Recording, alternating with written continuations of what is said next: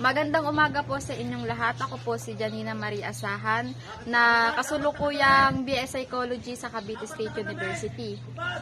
Ako po si Kaela Marie Asahan, nag-aaral po sa Batangas State University, third year college po. At nandito po ang lolo ko. Ang lolo ko po ay senior citizen na.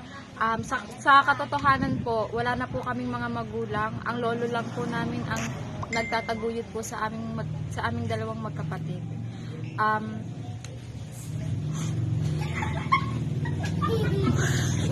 So, sobrang lang yan. Pagka tumaway, kakat na lang. Okay, may kakat mo yan ha. Nagpaawa ka.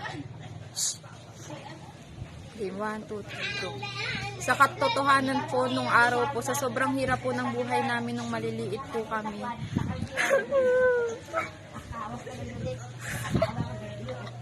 Naging drug dealer po ang lolo ko.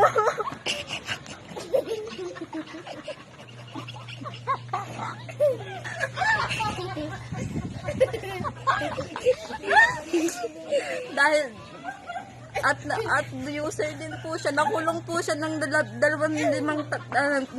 years po, nakulong po siya.